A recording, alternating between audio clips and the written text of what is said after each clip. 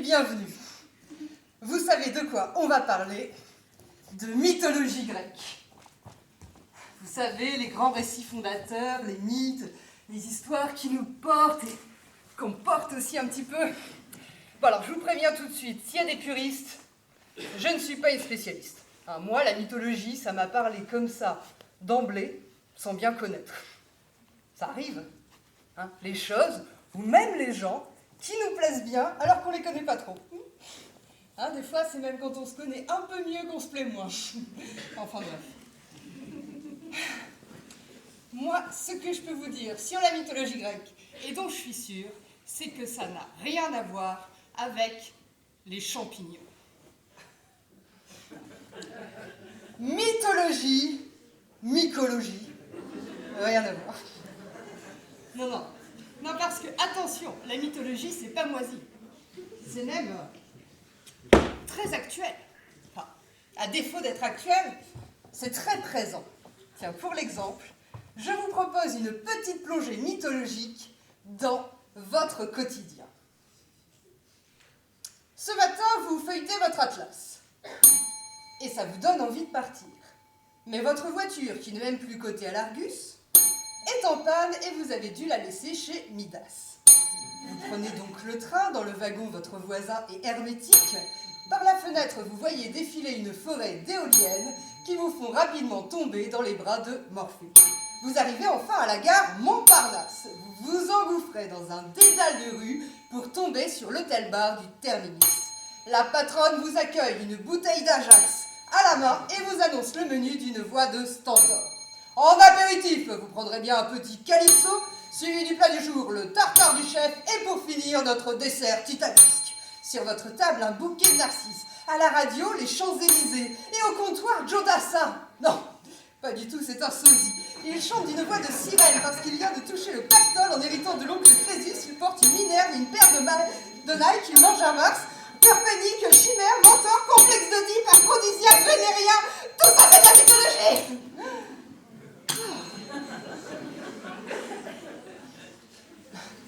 Saint Jodassin, bien sûr, qui lui est une légende. Eh ben comme quoi ils ont bien réussi leur coup, les dieux grecs. Parce que même si on les vénère plus, ils sont partout. Et pour pas être oubliés, rien de mieux que d'occuper les conversations. Bah oui, c'est vrai, si je vous demande de me citer un dieu grec, tout le monde peut. Alors qu'un dieu japonais, bon c'est plus loin, mais même un dieu gaulois. Tiens, par exemple, Baal Moloch. Personne s'en souvient. Baal Moloch, vénéré à Carthage pendant 1000 ans, personne s'en souvient. Bon, faut dire, il sacrifiait les enfants, ce qui était sûrement pas le meilleur moyen de pérenniser la femme. Mais quand même, la mythologie grecque, elle a traversé le temps. Bon, faut dire, un scénario en béton, une galerie de personnages hors pair, et puis du suspense, des intrigues, des effets spéciaux, des dragons, des chimères, une saga familiale, du sexe, de la violence, et parfois les deux en même temps. C'est simple, on en ferait une série, ça marcherait hyper bien. Enfin bon, moi ce qui me plaît, c'est surtout le côté saga familiale. Et puis mon personnage préféré, c'est Ariane. Vous savez, Ariane et son fil. Oui, parce que c'est un personnage qui met fin à une malédiction. Eh bien, il faudrait imaginer une Ariane d'aujourd'hui. Une Ariane qui aurait sa propre mythologie, qui aurait son panthéon personnel. Tiens, elle le réunirait tous les dimanches. Vous allez me dire, c'est logique, le dimanche, c'est le jour des religions. Non, ça marche pas, parce qu'il y en a, c'est le vendredi. Et puis il y en a d'autres, c'est le samedi. Et je me demande si les témoins de Jéhovah font pas un truc un peu délire le lundi. Bon. Chez elle, c'est le dimanche. Et le dimanche, c'est repas de famille.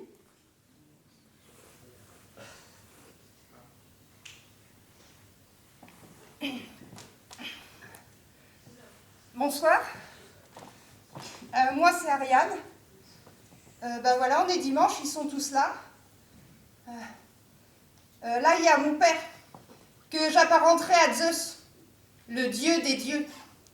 C'est pas tellement qu'il soit super autoritaire ou qu'il fasse des éclairs avec son regard. Non, c'est son côté chef de famille. C'est-à-dire assis en bout de table. À côté, il y a ma mère, Héra, la déesse du mariage. Elle, quand elle se met en colère, elle fait vraiment peur. Un peu comme ma mère. Alors, je me permets juste une petite incursion pour vous dire que dans la mythologie grecque, Zeus et Héra sont mari et femme, mais ils sont aussi frères et sœurs. Mais c'est quand même pas ce qui s'est passé dans la famille d'Ariane. Hein. Ses parents n'étaient pas de la même famille avant de se marier. Là, il y a mon tonton Jean-Paul. Lui, c'est Poséidon, le dieu des mers et des océans. C'est parce qu'il est maître nageur. Et puis une fois, avec sa femme Gisèle, ils ont fait une croisière. Gisèle, c'est une vraie petite femme d'intérieur. Estia, déesse du foyer et de la maison. Là, il y a ma tante Luce, qui tient une petite exploitation bio. Déméter, déesse de la terre et de la fertilité. Et puis là...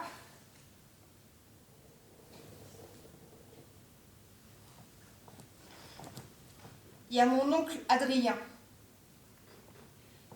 Lui, c'est pas un causant, il porte le deuil depuis que son chien est mort. Et il passe toutes ses journées dans la cave. Hadès, le dieu des morts et des enfers. Ça, c'est les 6 qui sont là tous les dimanches. Les autres, après, ben, ça varie, ça dépend, c'est selon. Ma demi-sœur, par exemple, c'est une étudiante brillante en Polytechnique. Athéna, déesse de l'intelligence et de la stratégie militaire, elle n'est pas là tous les dimanches. C'est à cause de mon père. Parce que quand je vous ai parlé de sa ressemblance avec Zeus, ils ont un autre point commun, c'est leur créativité totale. Puisque vous voyez, Zeus, il a plein d'enfants. Et ben mon père, c'est pareil. Parce que vous voyez, Athéna, elle est sortie de la tête de Zeus. Et ben mon père, c'est pareil. Cette demi-sœur, ça lui était complètement sorti de la tête. Il a oublié de nous en parler. C'est pour ça que des fois, ma mère, elle est un peu tendue. Par exemple, la voisine, Echo, elle la supporte pas. Elle trouve qu'elle n'a pas beaucoup de conversation. C'est vrai. Mais c'est pas la vraie raison. En fait, elle est jalouse. Mais c'est ridicule, puisque de toute façon, la voisine, Echo, elle n'est pas amoureuse de mon père, elle est amoureuse de mon neveu, Narcisse, celui qui passe son temps à faire des selfies. Echo, Narcisse, on va reprendre ça. Ça se passe dans une zone pavillonnaire.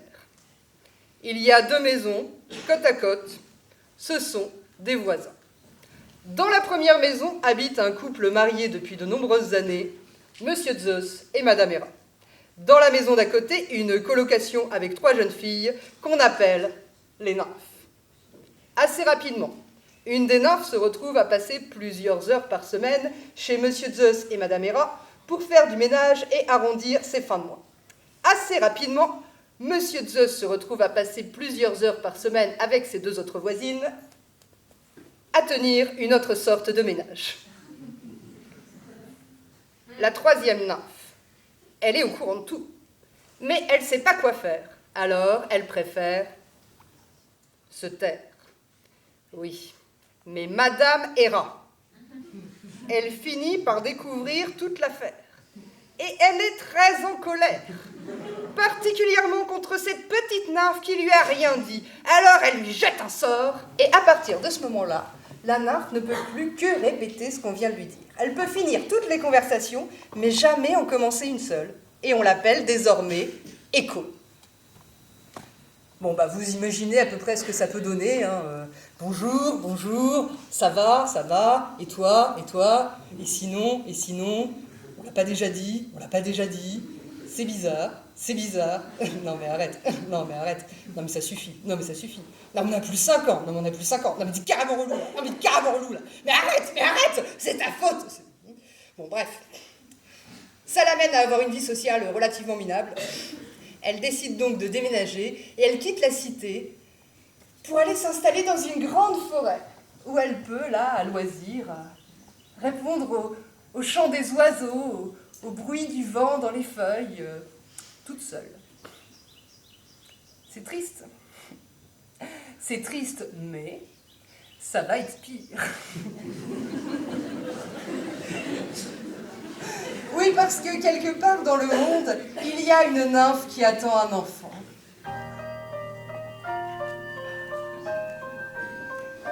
Oh, un garçon!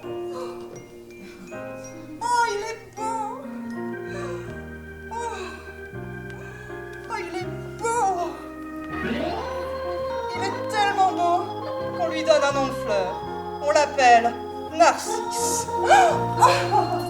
Il est tellement beau que dès qu'on le voit, on l'aime.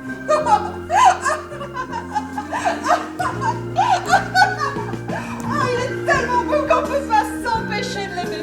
Et plus il grandit, et plus il devient beau, et plus on l'aime. Et lui, il est content que tout le monde l'aime comme ça. Non. Non, parce que lui, il n'aime personne.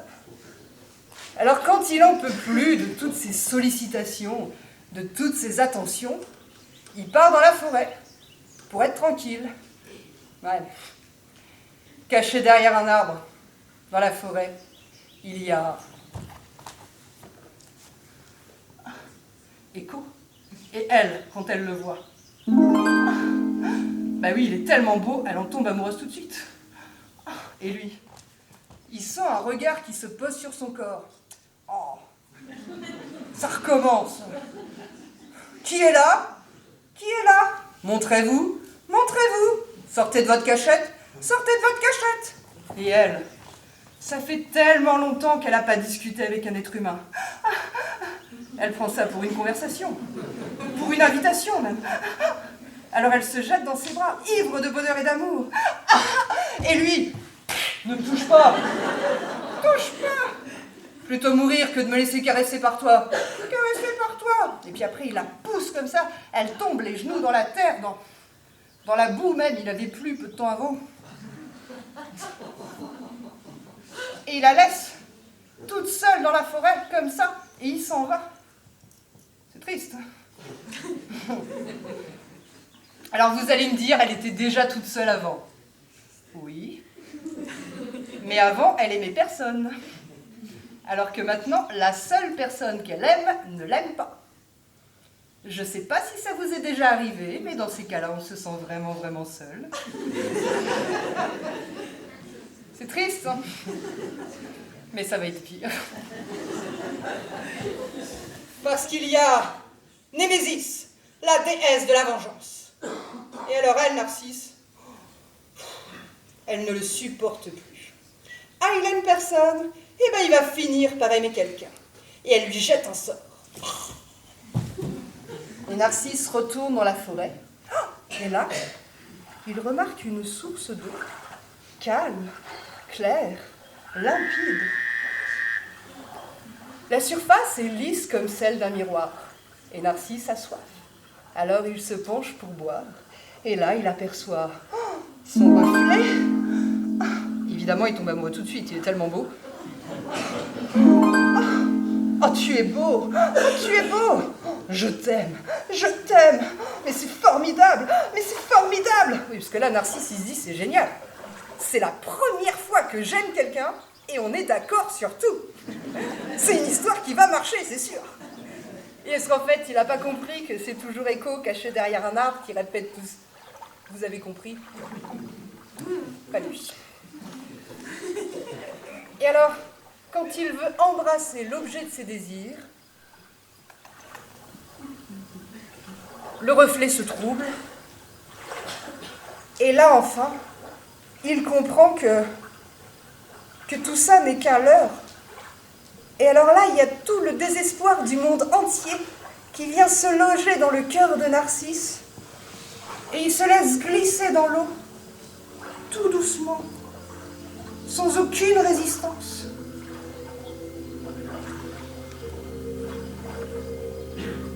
Et Écho, elle voit le seul homme qu'elle n'a jamais aimé se noyer devant ses yeux. Et elle ne peut rien faire, rien dire, à part... C'est triste, hein? Mais ça s'arrête.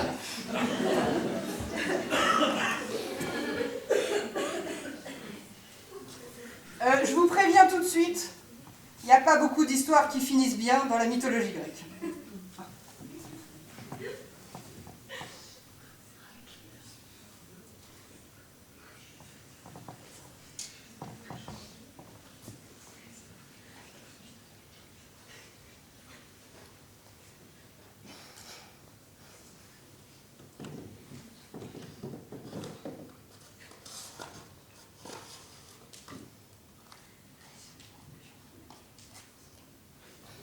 Aujourd'hui, c'est mon anniversaire.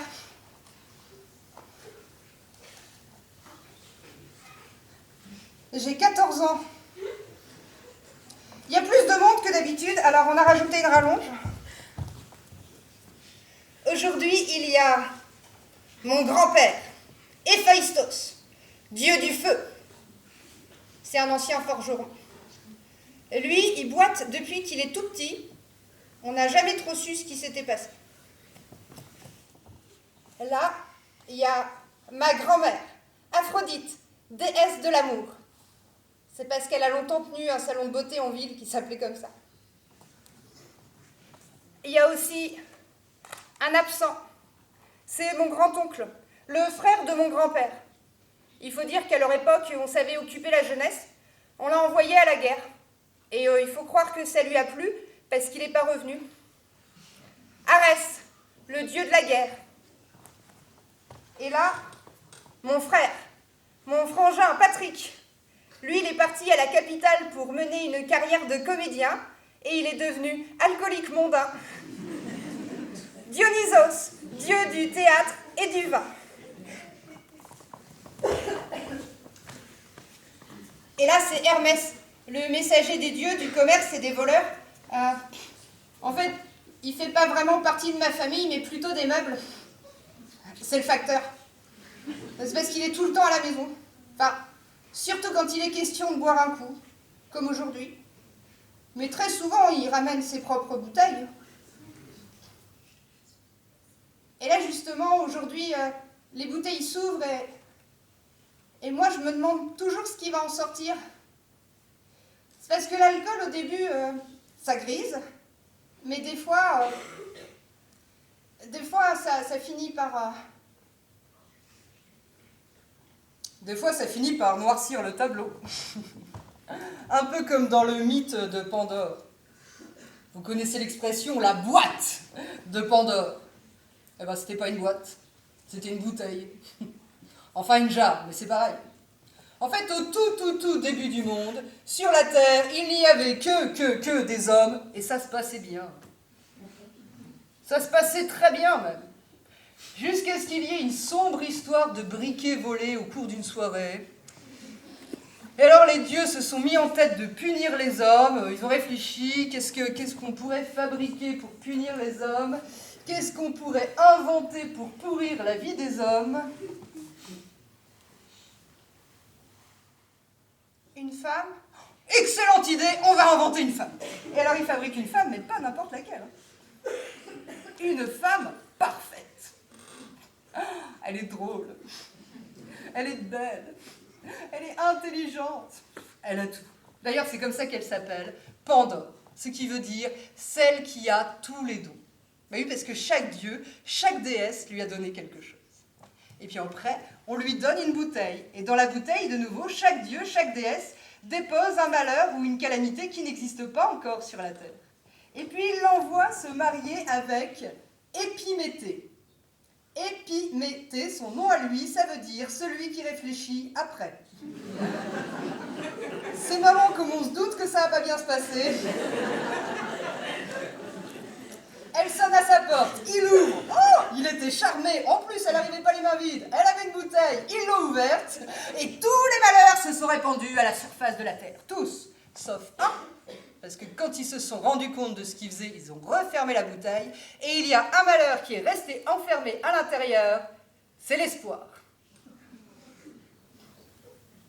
Alors, ce n'est pas une erreur de traduction. C'est tout simplement que l'espoir est considéré comme une calamité par les Grecs de l'époque.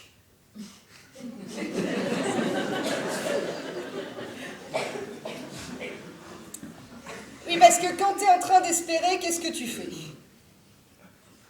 Rien. Tu es en train d'attendre, tu n'es pas en train d'agir. Et ça, c'est déjà un petit peu une attitude de loser. Hein, Ariane?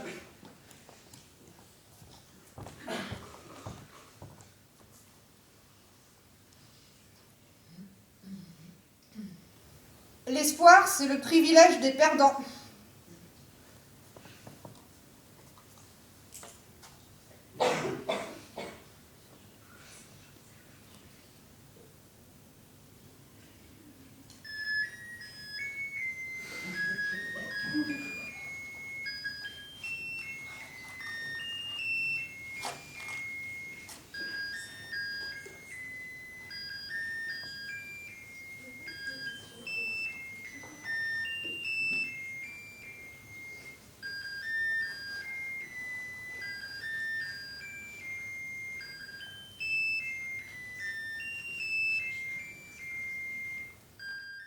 Alors papa, ça va bien? Enfin, ta double vie, ça se passe bien? Ta femme, tes enfants, ça va?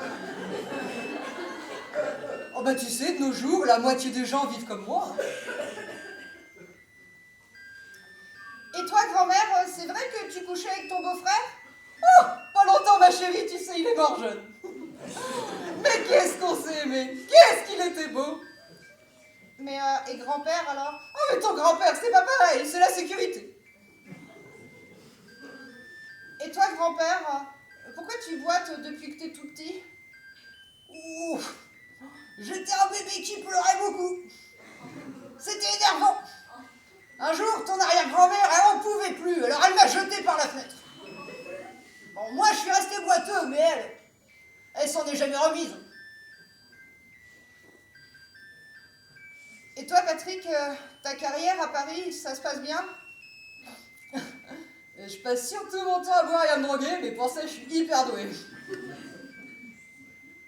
Et tu sais que ton père et mon père, c'est pas le même? Tu sais que ton père à toi, c'est le facteur? C'est marrant que tu dises ça, parce que je m'en suis toujours douté. Et j'imagine le facteur de rajouter Patrick, mon fils! Oh, mais je savais pas, mais c'est formidable! Champagne! Ah, quel plaisir d'être en famille!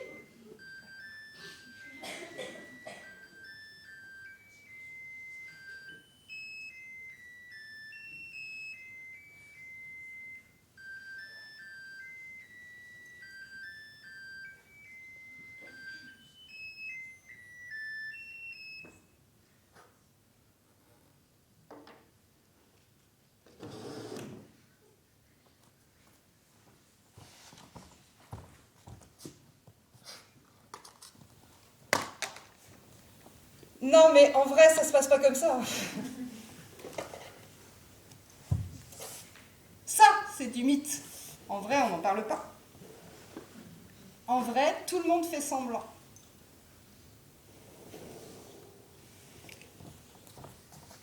La double vie de mon père, on n'en parle pas. Ni de sa femme, ni de ses enfants. À la place, on se contente d'être irréprochable ou jaloux. Question de compétition.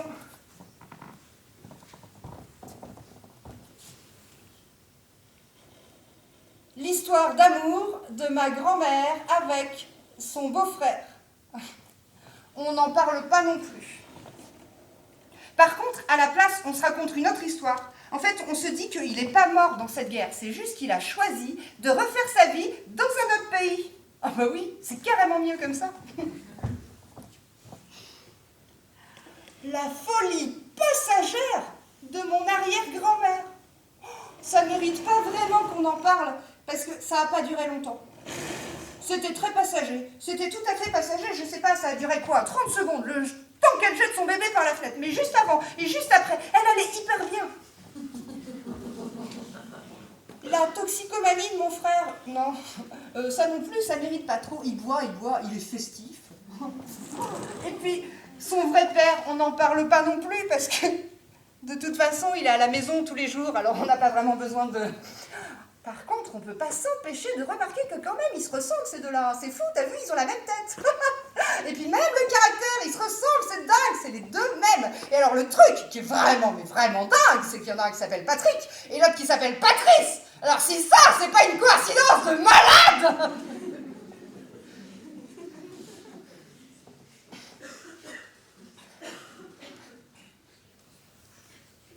En fait, un secret de famille, c'est pas forcément quelque chose qu'on sait pas.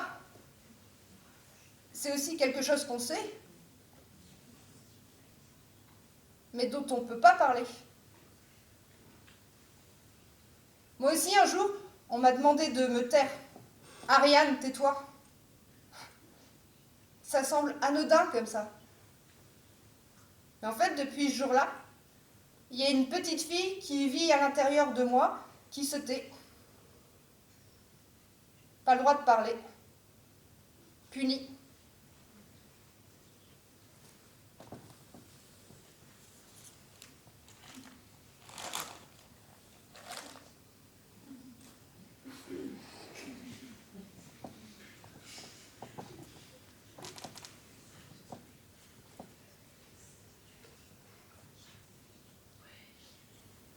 Il était une fois un roi très riche et très puissant. Mais il avait un terrible secret. Sur sa tête, 2 oreilles d'âne avaient poussé. Il était prêt à tout pour les cacher. Il est même allé jusqu'à tuer. Mais le secret a fini par tout de même s'éventer. Alors, le roi Midas s'est suicidé. Il était tout simplement mort de honte.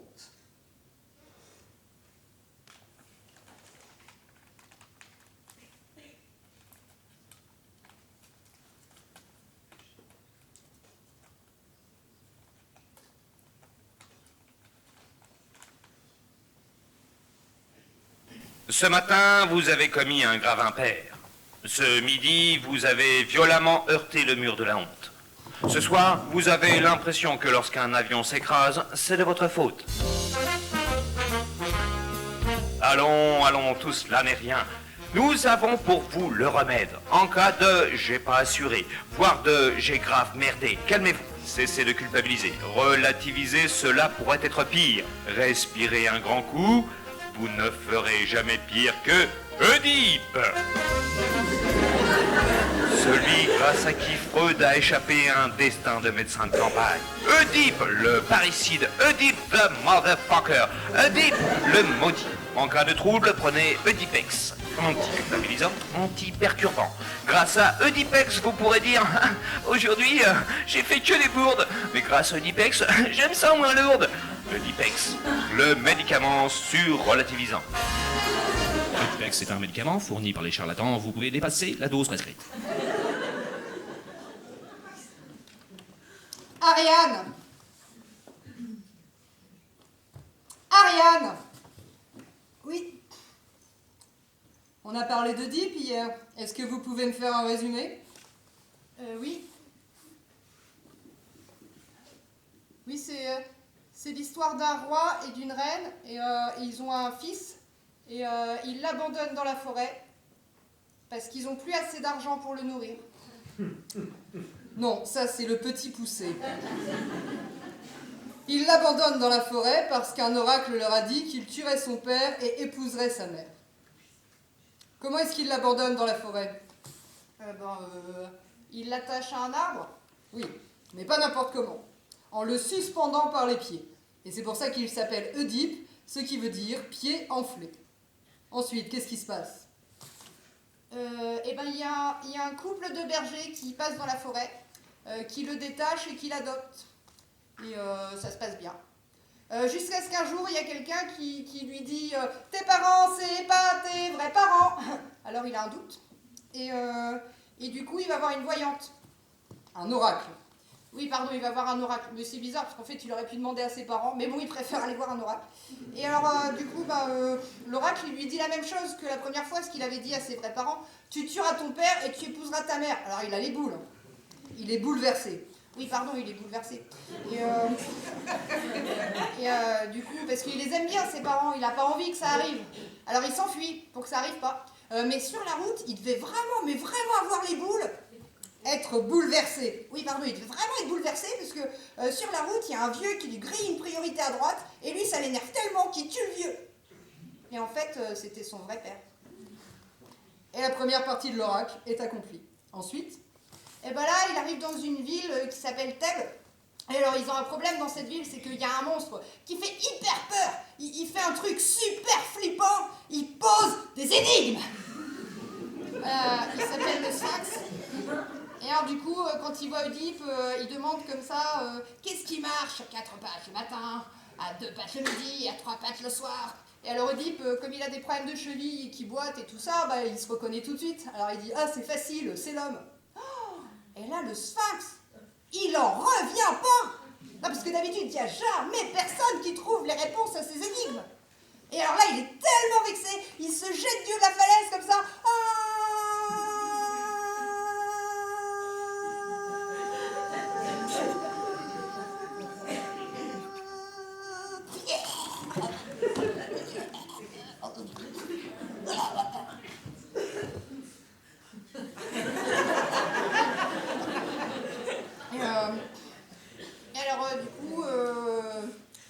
Comme il a tué le monstre, il a le droit d'épouser la reine. Ça tombe bien parce qu'elle est veuve depuis pas longtemps à cause d'un accident de la route. Et en fait, c'est sa vraie mère. Et la deuxième partie de l'oracle est accomplie. Ensuite, après, il vit avec sa mère, enfin sa femme. Et puis il a 2 fils, enfin 2 frères. Et puis 2 sœurs, enfin 2 filles. Et ça se passe. Et puis un jour, il se pose des questions, il se demande, tiens, qu'est-ce qui est arrivé au premier roi? Alors il mène sa petite enquête, et puis en fait, il découvre que c'est lui, enfin, il comprend tout. Alors là, il a grave les boules. Alors là, il est bouleversé. Ah oui, là, il a grave les bouleversés. Et alors, lui, il se crève les yeux, sa mère, sa femme, enfin bref, elle se pend. Et lui, avant de mourir, il a quand même le temps de maudire ses enfants parce qu'il trouve qu'ils se sont pas bien occupés de lui. Ça, je sais pas si c'est vrai, mais c'est un petit peu gonflé. Parce qu'il s'est quand même pas très bien occupé des siens. Non? Merci, Ariane. Ah bah, de rien, hein, c'est normal.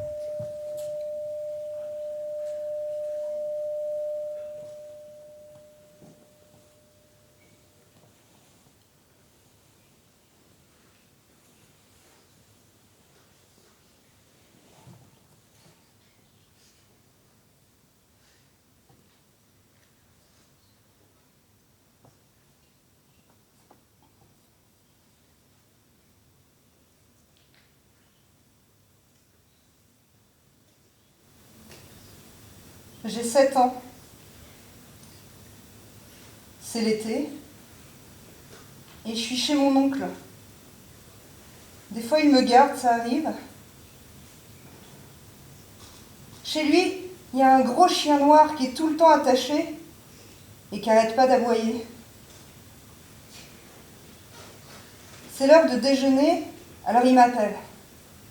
Et moi, je descends les escaliers. Je reste debout sur la dernière marche. Et lui, il est accroupi, mais il est quand même beaucoup plus grand que moi. Sur la table, il y a du pain et du jambon. Et ce jour-là, je me dis, aujourd'hui, le sandwich, c'est moi.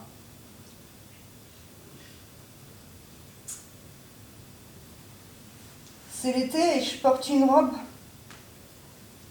Et lui, il porte ses mains sur ma bouche, sur mon sexe. Il faudra pas le dire à maman. Le chien dehors, il n'arrête pas d'aboyer. Mais moi, je dis rien.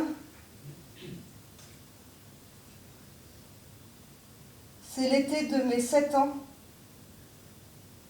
C'est l'été où j'ai commencé à me taire. L'été de ma descente aux enfers chez mon oncle Hadès.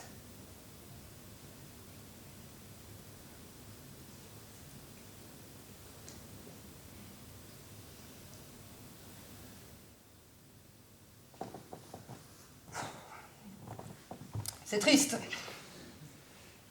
Mais ça va être pire. C'est ta faute. Pardon, qu'est-ce que tu viens de dire? C'est ta faute. Pardon, qu'est-ce que t'as fait? C'est ta faute. Est-ce que tu peux me redire comment t'étais habillée? C'est ta faute. Oui, je sais que tu avais 7 ans. Est-ce que tu peux me redire comment tu étais habillée? C'est ta faute. Écoute, t'es pas la première, t'es pas la dernière. C'est ta faute. Ah, ça me rappelle, mais si, on avait des voisins, une histoire un peu pareille. Ah, tu sais, on habitait dans le quartier, à côté du moulin, là. Comment s'appelait cette rue? Ah, ça m'énerve, comment ça s'appelait? C'est ta faute. Ah, qu'est-ce que t'as fait? C'est ta faute. Espèce de petite pute, c'est ta faute. Salope, c'est ta faute. C'est ta faute. C'est ta faute. C'est ta faute. C'est ta faute. C'est ta faute. C'est ta faute. C'est ta faute. C'est ta faute. C'est ta faute. C'est ta faute. C'est ta faute. C'est ta faute. C'est ta faute.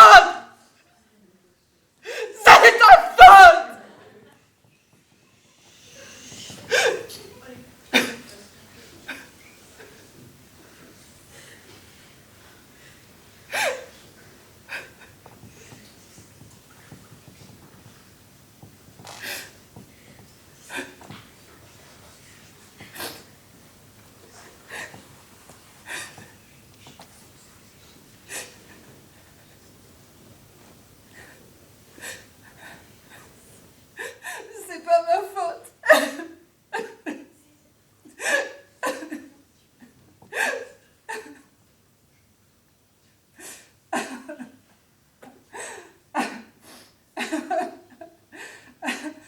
C'est ta faute.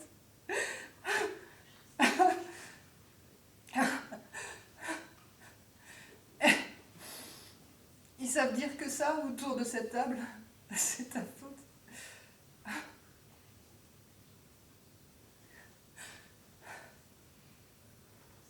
C'est pas ta faute, Ariane, c'est n'importe quoi. C'est mon frangin qui a dit ça. Mon frangin comédien dans le meilleur rôle de sa vie, celui où il sauve la mienne. C'était le seul, mais c'était déjà ça. Ma grand-mère, elle a rien dit, mais elle a pleuré. Sûrement que c'était pas la première fois que ça arrivait. C'est ta faute. Peut-être qu'il disait ça parce qu'il se sentait coupable.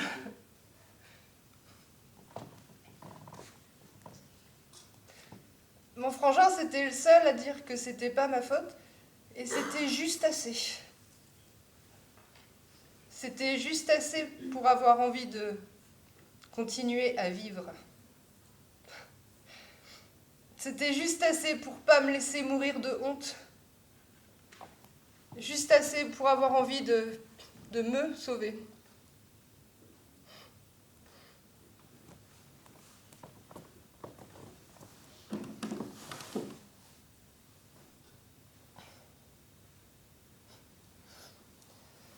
Moi, ce qui me plaît dans la mythologie grecque, c'est surtout le côté saga familial.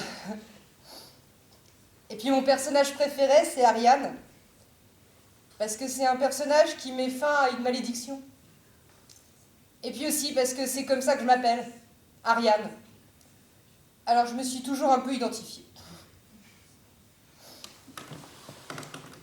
Je vous ai dit aussi que dans la mythologie grecque, il n'y avait pas beaucoup d'histoires qui finissaient bien.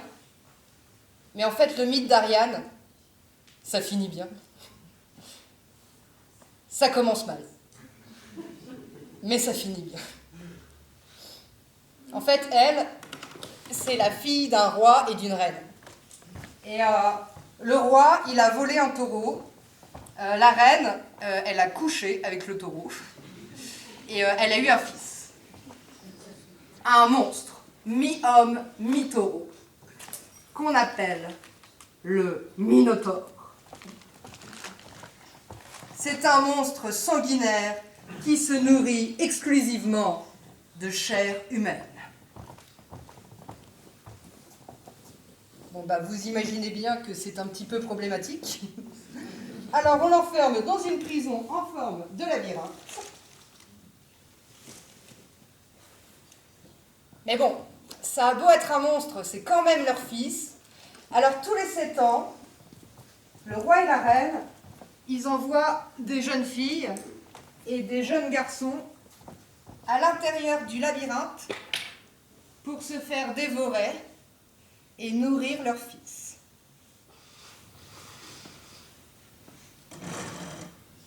Un jour, il y a un garçon qui arrive, il s'appelle Thésée. Lui, il fait croire qu'il est venu pour se faire dévorer, mais en fait, il est venu pour tuer le monstre. Et Ariane, quand elle le voit, elle a tout de suite envie de l'aider. Alors ils partent ensemble dans le labyrinthe. Lui, il tue le monstre. Et elle, avec son fil, elle fait sortir tout le monde sain et sauf. En plus, Thésée, il lui a promis de l'épouser. Alors Ariane, elle est ravie. Parce qu'elle a très envie de se marier avec lui. Elle a très envie de changer de pays, de changer de famille, de changer de vie. Le problème, c'est que sur la route, en fait, pendant qu'ils sont sur son bateau, Ariane, elle s'endort. Et Thésée, il accoste sur une île. Et puis tout délicatement, sans réveiller Ariane, il la dépose là et il s'en va. Il la laisse toute seule, sans rien. C'est triste, hein? Mais heureusement, ça s'arrête pas là, parce que sur l'île, il y a aussi Dionysos, le dieu de l'ivresse et du théâtre. Et lui, quand il voit Ariane, il a envie de passer sa vie avec elle. Il a envie de passer même son immortalité avec elle. Alors il l'emmène dans l'Olympe, et là, ils se marient, ils ont plein d'enfants, et ils sont heureux jusqu'à la fin des temps. Ça finit bien. Bah oui, encore mieux qu'un conte de fées. Heureux jusqu'à la fin des temps.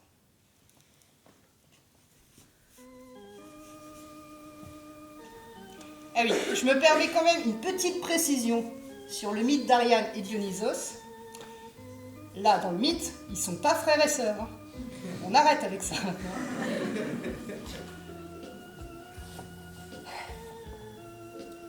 Un récit fondateur, c'est une histoire qu'on porte et sur laquelle on peut se tenir debout.